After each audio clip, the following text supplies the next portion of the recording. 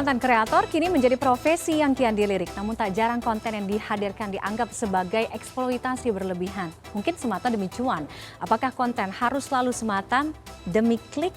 Bergabung Firman Kurniawan, pemerhati budaya dan komunikasi digital UI. Selamat malam Pak Firman. Selamat malam Mbak Tiffany, apa kabar? Baik, alhamdulillah sehat selalu juga ya Pak Firman ya. Kita membahas banyak sekali konten-konten yang dihadirkan ini menjual kesedihan, ya kan, kemalangan, kesusahan. Tapi kenapa masih menjadi makanan penonton, Pak Firman?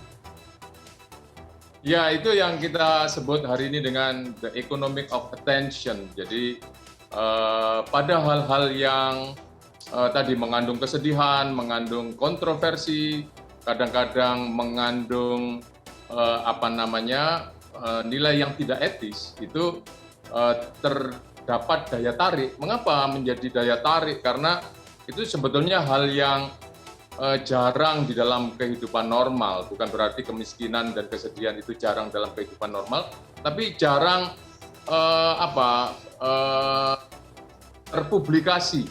Nah, sehingga ketika muncul lewat media sosial sebagai suatu bentuk publikasi, itu akan mendapatkan perhatian. Dan kita tahu ketika perhatian itu menjadi masif, ada nilai ekonomi di balik itu.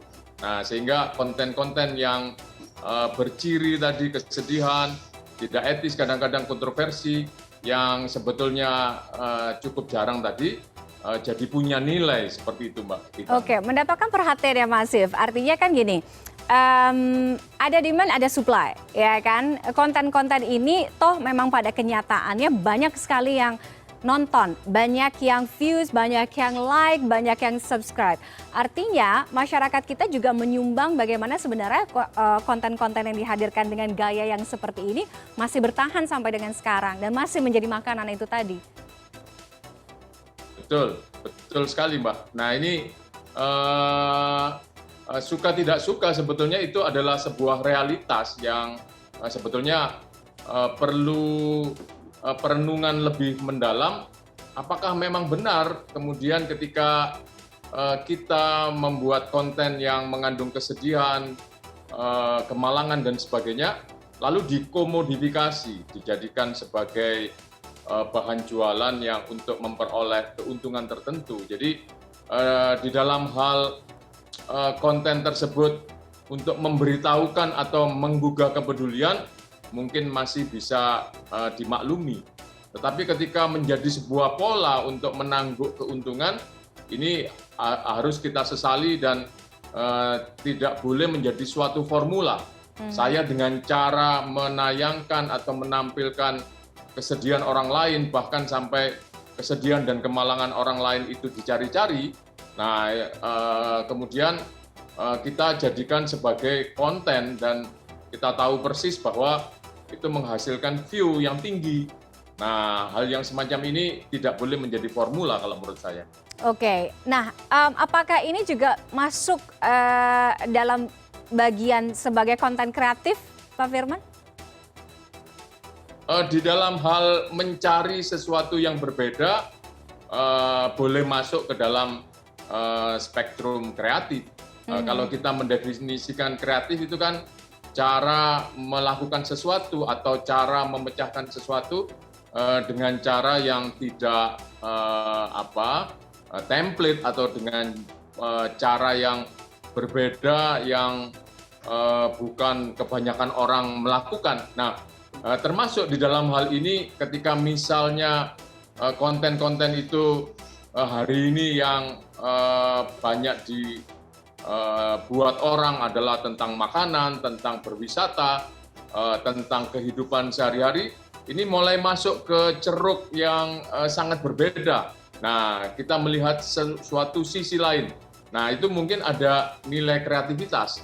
Tapi ketika kita masuk tadi ke nilai kreativitas, memang sebetulnya ada batasan, masih etis atau tidak memperlihatkan itu. Jadi tidak semata-mata karena jarang, karena unik dan sebagainya, kemudian kita jadikan sebagai konten, kita publikasikan, bahkan tadi menjadi tendensi untuk mencari keuntungan. Nah, ini kreativitas yang salah tempat jadinya seperti itu. Oke. Poverty porn atau eksploitasi kemiskinan, kemalangan, kesedihan yang kerap digunakan sebagai konten-konten itu tadi. Nah, apakah komoditas ini sebenarnya bertentangan dengan etika media itu sendiri, Pak Firman? Dalam hal apa namanya, kita memahami media ini adalah agen untuk informasi bagi masyarakat. Dia menjadi wadah untuk memberitahu pada masyarakat. Paling tidak ada 4 fungsi dasar dari media, yaitu tadi menginformasikan, kemudian pewarisan nilai-nilai yang baik, kemudian media juga bisa melakukan surveillance, dan kemudian sebagai medium hiburan. Nah, tendensi adanya konten-konten yang berbeda, yang unik, bahkan tadi kalau kita sebut melanggar etika atau tidak sesuai dengan kepantasan, itu mungkin adalah suatu bentuk hiburan bagi sebagian orang, tetapi kita harus sadar bahwa itu adalah dark entertainment, hiburan yang kelam, hiburan yang tidak sepantasnya untuk dikonsumsi, sehingga tendensi untuk menjadikannya sebagai konten yang dijual dan memperoleh keuntungan itu harusnya dihindari. Media justru kalaupun ingin menginformasikan adanya kemiskinan dan kemalangan, untuk dientaskan, bukan untuk menjadi bahan tontonan. Jadi kita bisa membedakan itu menjadi hiburan atau menjadi informasi adalah ketika ada jalan keluar sebagai akhir dari produksi konten tersebut. Kalau sekedar orang, ada ya orang yang kemiskinannya seperti itu, ada ya orang yang ketika kita beri hanya misalnya pakaian baru, begitu bergembiranya, kemudian di-shoot, kemudian disebarluaskan, kemudian menjadi hiburan orang. Nah, ini tadi, kemudian apakah kita berperan dengan cara itu untuk benar-benar secara permanen mengentaskan kemiskinannya? Nah, ketika konten itu menjadi informasi, harusnya ada solusi. Bagaimana ketika ada kemalangan dan sebagainya itu ada jalan keluar bagi korbannya. Oke. Ini yang mungkin perlu dibedakan. Oke, singkat saja Pak Firman, dengan perkembangan digital sekarang ya, digitalisasi profesi konten kreator, saya bilang profesi karena memang ini menjadi salah satu cita-cita banyak orang. Anak-anak dari kecil sekarang kalau ditanya mungkin salah satu pilihannya selain menjadi dokter, presiden, insinyur adalah menjadi konten kreator, ya kan? Nah, bagaimana menghindarkan menghadirkan dark entertainment tadi seperti yang Pak Firman sampaikan supaya nantinya tidak jadi salah. Betul. Jadi ketika kita ngomong soal konten itu ada namanya batasan komodifikasi. Jadi menjadikan sesuatu yang bukan barang dagangan itu menjadi barang dagangan. Nah, seperti kemiskinan, kesedihan, pertikaian, kemudian orang yang berselisih paham di jalan raya dan sebagainya.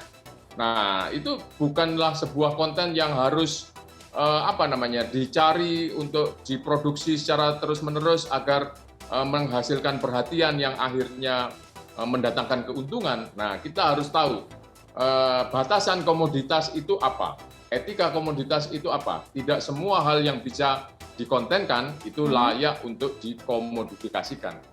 Seperti itu, Mbak. Oke, baik. Menarik sekali. Mudah-mudahan mungkin ke depannya kita bisa membuka ruang diskusi yang lebih panjang lagi, Pak Firman, karena waktunya sangat terbatas. Terima kasih sudah bergabung dengan CNN Indonesia Connected malam hari ini. Selamat malam. Baik, Mbak. Selamat malam.